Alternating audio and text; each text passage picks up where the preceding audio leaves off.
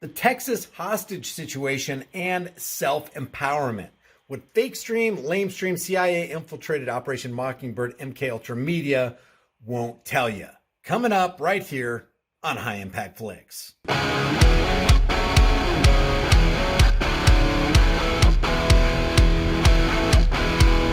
Hey guys, before we get into today's video, I want to give a real quick shout out to today's sponsor, Virtual Shield VPN. And the reason I promote it, guys, is because I use it every single day and I know that it works, and I've proven it in videos in the past. If you use the link in the description, you're going to get 50% off, and that's going to help you protect your identity, your activity, and your location anytime you're surfing on the net. That link is in the description below. This right now, as I record this live, is going on in Texas. Says officials react to news of hostage situation in Colleyville Synagogue. The hostage situation was partially captured on a live stream. We're gonna take a look at this right here. I have not even seen this yet. Let's see. Oh, that's not gonna be it. Let's see.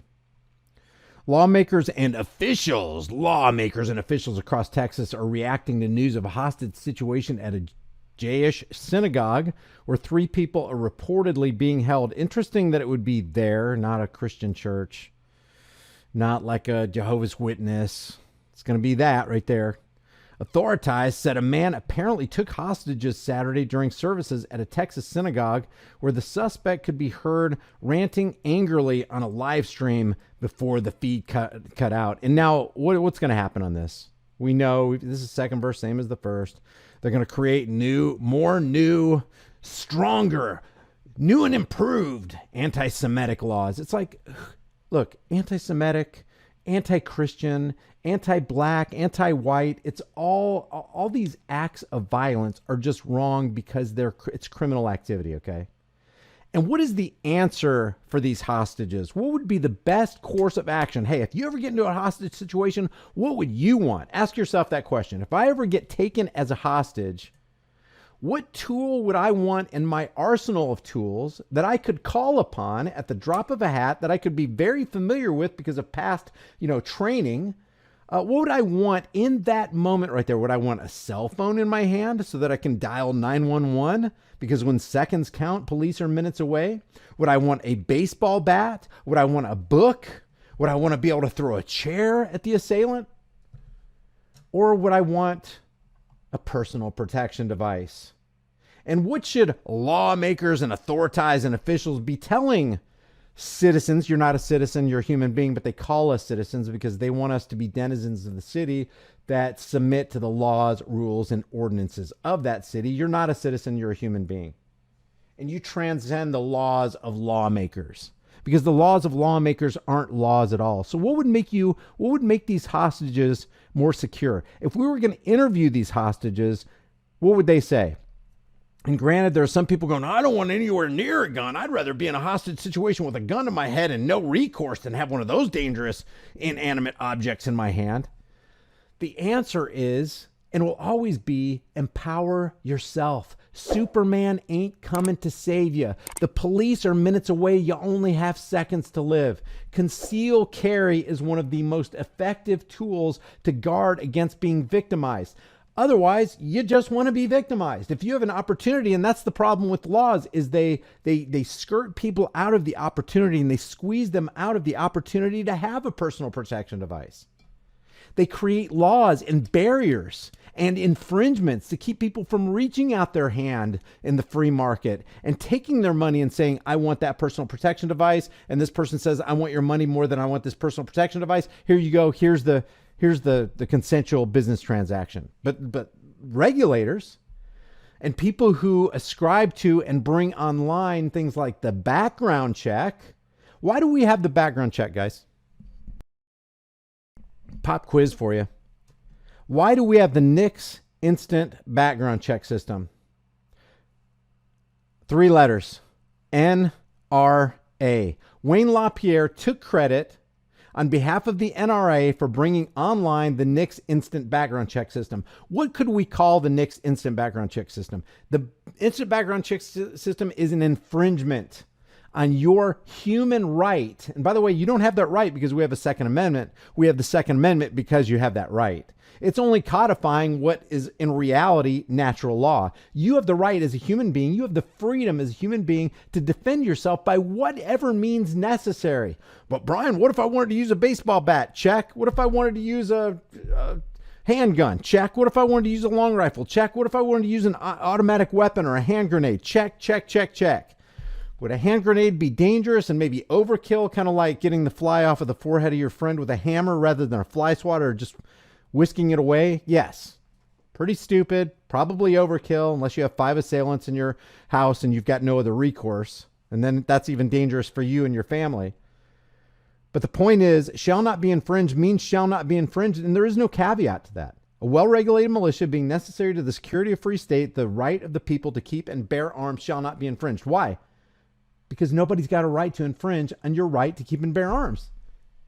Pure and simple. Anybody who thinks they does is a freaking tyrant. Anybody who thinks they does wants to force you into a tyrannical relationship that you don't want any part of.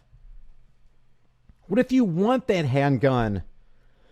Single 18 to 20-year-old college campus girls to protect yourself so that you can hide it in your purse or your book bag or in your pants or whatever, so that you can protect yourself. In 2016 alone, and I only know the FBI crime stats on 2016, but in 2016 alone, over 200,000 women protected their lives, kept from being raped, kept from being beaten, kept from being kidnapped and murdered with the use of a handgun. And a large percentage of those only had to show that they had a handgun and the assailant went away. That's why if you ever see gun control regulations, that's really people control regulations. Gun control is just a euphemism, and what really it is people control. I'm going to control those single 18 to 20-year-old women. I'm going to control those 16 to 25-year-old men. We're going to tell you what you can and you can't have, and if we find out that you have the inanimate object we told you couldn't have, well, we're going to send men with our guns. So what is gun control really? It's people control, but it's the government saying, hey, we're going to tell you you can't have it while we can. We're going to tell you that we're going to criminalize you for having an inanimate object, but we're not going to criminalize ourselves. So for these hostages right here, and that's not a segue, for these hostages right here, if they were honest with themselves, wouldn't they in their minds go, I could die here. It could be that I'm not going to leave the synagogue and see my family again. What could I have done in my past to safeguard, strengthen myself, empower myself to keep this from happening? Oh yeah, I could buy a firearm, learn how to use it, become proficient in it, and then give myself the best possible chance when this scenario arrives, because now it's here, of actually surviving this situation. When that assailant, when that hostage taker turns his back, my training springs into action.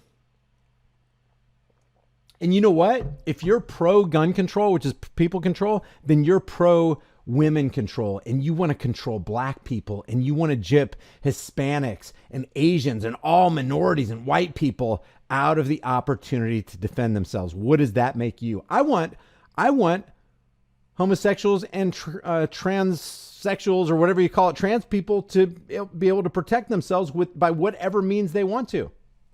But if you're a liberal or Democratic or even a Republican policymaker who makes a stupid gun control law, you're actually anti-woman and anti-black and anti-trans. Some would even call you homophobic because you don't want gay people protecting themselves with a personal protection device, because you don't trust black people, you policymakers. You don't trust minorities. You're saying, hey, we're going to protect minorities by taking minority rights away, by instituting background checks. You got to have an approval. You got to have a licensing requirement. You got to actually show, you got to bow down and ask permission from the government to do something you have a perfect right to do anyway, and that's protect yourself.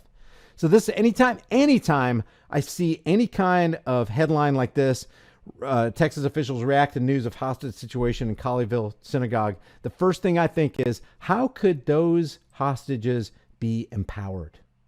It ain't going to be from the government. You're disempowered by the government. They take away your rights and they take away your money. The two best ways to disempower a human being is to take away their freedoms and the product of their time and laboring energies. It's evil, it's corrupt, it's tyrannical. So the first thing I think of is at least 4 hostages were believed to be inside the synagogue, according to the 2 law enforcement officials, which, by the way, are trained to lie to you, who were not authorized to discuss the ongoing investigation, and who spoke to the Associated Press, the bastion of truth, and fake stream, mainstream CIA infiltrated Operation Mockingbird, MK Ultra media, on the condition of anonymity. The synagogue's rabbi was believed to be among the hostages, one of the officials said.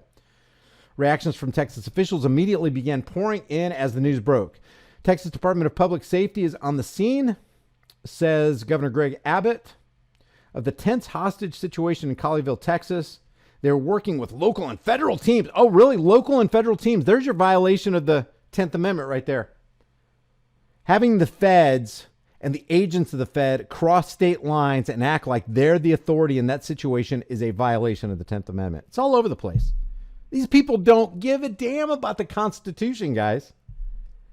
Teams to achieve the best and safest outcome. I continue to monitor the situation through DPS. ... I only wish, or I only hope, that the victims and the hostages are armed to the teeth. Booyah! I continue to monitor the situation. It'd be a shortly monitored situation if some of us were in the room, right? As a precaution, Dallas PD is deploying additional patrols to Dallas synagogues and other sites. What does that mean? The hostages are now in graver danger than they were in the hands of the hostages because now the trigger-happy cops have showed up. See, people don't start dying and bodies don't start hitting the floor until the cops show up in a lot of these cases. Police are working with the JH Federation on our local, state, and federal partners to monitor any concerns or threats based on the situation in Colleyville, said the tyrannical government who holds everybody hostage every day through the income tax and the IRS and the Federal Reserve. I'm closely monitoring the Texas SWAT operations at a Dallas area synagogue today, says Attorney General Ken Paxton. So I'm sure there's more on this, but the prayers and thoughts, oh, those are nice. Those are nice. But how about empowerment? How about personal, real, objective, individual empowerment? How about that? That's what I want. That's what I want for black people. That's what I want for gays. That's what I want for trans. That's what I want for women. But you know what? Policymakers don't want that. What does that make them? While we have time and it still retains some of its perceived value, maybe it'd be a good idea to convert your worthless fiat into valuable, storable food. Don't be the one who waits till the food riots start happening. You don't want to be fighting panicking people in the store over that last jar of peanut butter. At Prepare with High Impact Flicks, you can get up to 3 air and watertight gasket sealed ammo cans, each filled with a 4-week emergency supply. 7 food varieties, 2,000 calories a day, 284 servings, breakfast, lunch, and dinner, and each meal comes in a resealable, heavy-duty 4-layered pouch. And it's got a 25-year shelf life. Every order of a 4-week supply gets you $100 off plus free shipping. Here's how simple it is to make. I'm going to cook up some Granny's home-style potato soup. People are going to think I'm a culinary hero. You open the pouch, boil 4.5 cups of water, stir the contents, simmer on low heat for 15 to 20 minutes, take it off the heat, then let it set for 2 to 3 minutes before you serve it up. Man, this stuff's so good. People are going to think Granny stopped by and filled your kitchen with a whole bunch of love. Well, if Granny does stop by, she's going to fill your behind with a whole bunch of buckshot if you keep talking with your mouth full. Wipe your dang beard off. It's embarrassing. So maybe convert some of your worthless fiat into valuable food while you still can. Order now and get $100 off of up to 3 4-week emergency food supplies at preparewithhighimpactflix.com. The link is in the description.